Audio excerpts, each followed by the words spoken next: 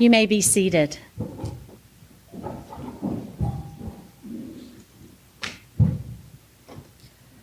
Where do you feel closest to God? Is it the place where you have your devotions and your prayers each day? Is it this sanctuary or another house of worship? Do you feel closest to God in nature, in art, or in music? Or do you find God in the silence of a gentle snowfall, or in the laughter of little children?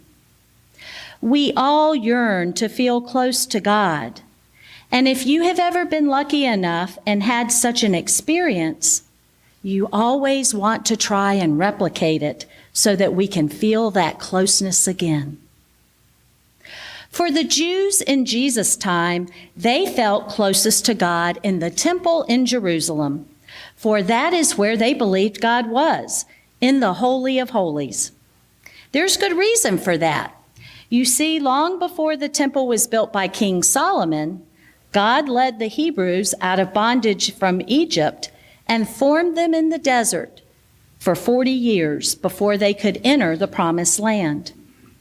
During that time, God not only gave them the 10 Commandments that we read about in our Old Testament reading today, but he also gave them instructions for building a sacred place to keep those commandments, the Ark of the Covenant. On top was the mercy seat, the throne of God. God also gave them instructions for building the tabernacle, the sacred tent that was movable where the priest offered sacrifices to God on the people's behalf. Within the tabernacle was an inner space curtained off from the rest, and it was the Holy of Holies, and it was there that the Ark of the Covenant rested unless it was being moved.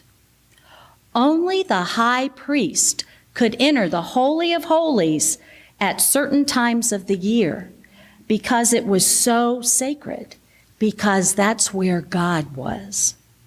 It was God's home on earth. Now, when King Solomon built the temple hundreds of years later in Jerusalem, it too had a Holy of Holies. And for the next 1,000 years until Jesus came, the seat of God was in the Holy of Holies in the temple in Jerusalem. They call our gospel lesson for today the cleansing of the temple, and it appears in all 4 gospels, Matthew, Mark, Luke. It happens after Jesus' triumphant entry into Jerusalem on Palm Sunday, at the end of his ministry and just before his arrest. I must admit, when I was younger and heard the phrase cleansing the temple, it conjured up pictures of Jesus on his hands and knees scrubbing the floors. Now, of course, that is not what it's referring to. It's referring to Jesus getting very angry because the temple had become a marketplace for buying and selling animals to sacrifice. You can only imagine the smells and noise associated with that. I don't think that was too conducive to worship, do you? But it was a very necessary part of the sacramental worship of the Jews. So Jews from all over the world would come to Jerusalem to the temple to make sacrifices. There were more than one kind of currency in use. Money changers were there to change the foreign currency into local currency so that the transactions could happen. But the money changers were kind of like tax collectors. They exacted a heavy handling fee for their trouble, getting rich off the sacrificial system of the temple. Jesus was angry at how his Father's house was being used for human gain and not just for worship. So he freed the animals, smashed their cages, and turned over the money changers' tables, causing quite a ruckus. Well, the temple leaders weren't happy about this, and Matthew, Mark, and Luke make it clear in their Gospels that this was one of the things that prompted them to plan Jesus' arrest and subsequent death. But in our Gospel reading today from John, the cleansing of the temple occurs in chapter 2, at the beginning of Jesus' ministry, just after his first sign, the turning of water into wine at the wedding at Cana. It is, in fact, the second of the 7 signs in John's Gospel that point us to the ultimate truth that Jesus is God's Son. Why did John place the cleansing of the temple so early in the story, rather than at the end like the other Gospel writers? I think it's because John uses this story not as a cleansing of the temple, meaning as returning the temple to its intended use. Rather, I believe John is saying, folks, there's a new temple in town, and it's the body and person of Jesus of Nazareth.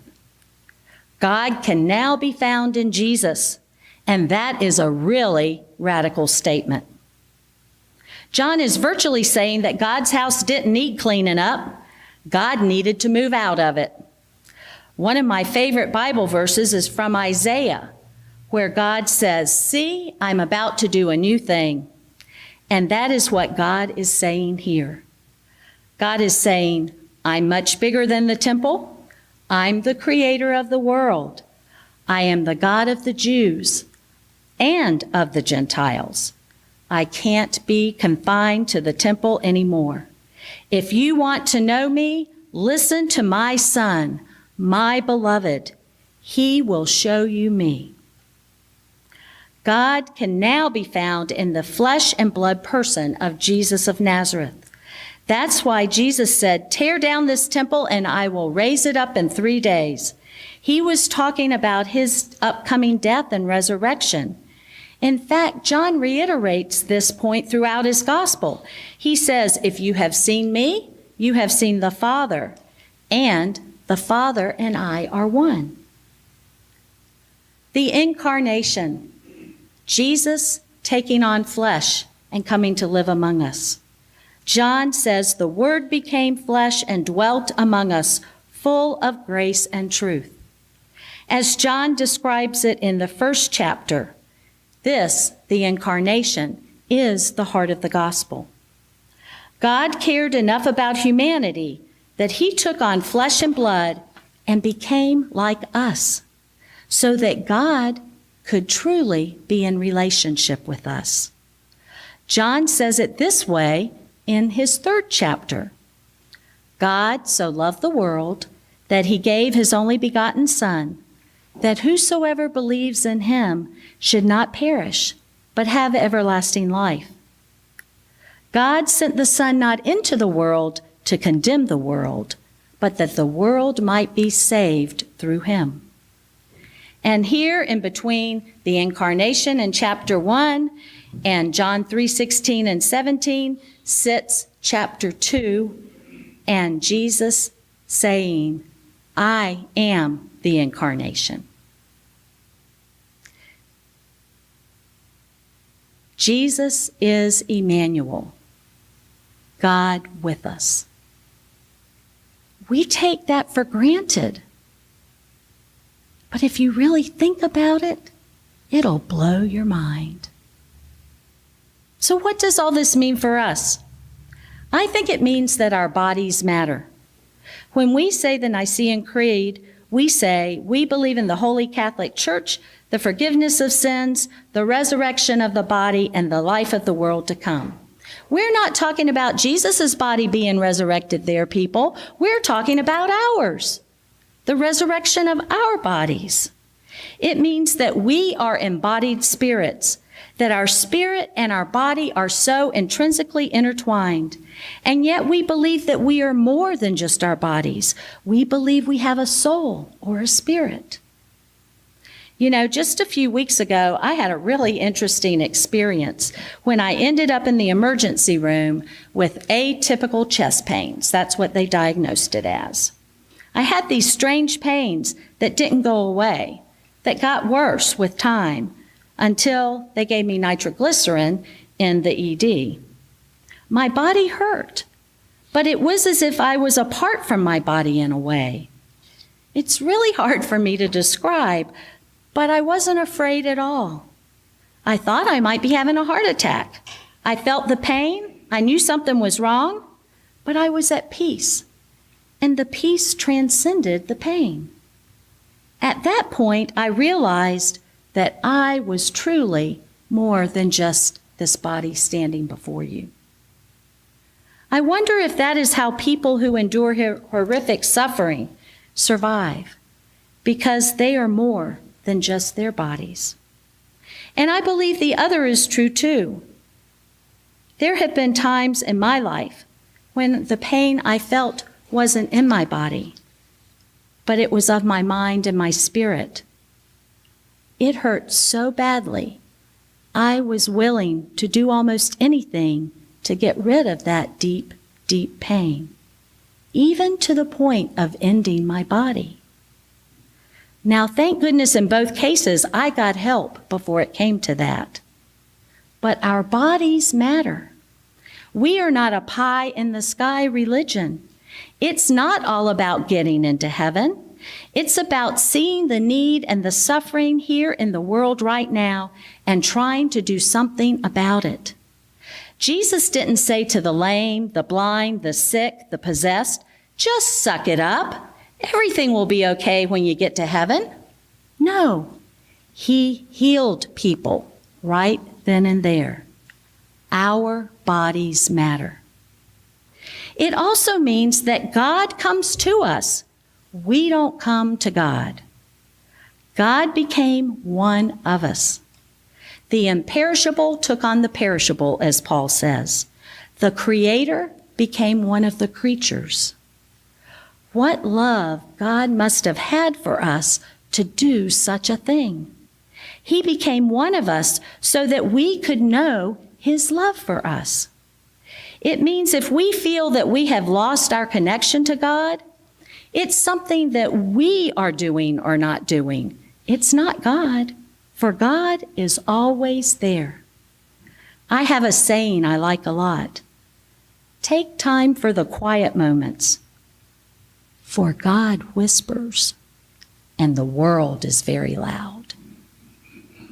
It also means that the thing we fear most, death, has been overcome, and not just in a spiritual sense, but in a flesh and blood sense.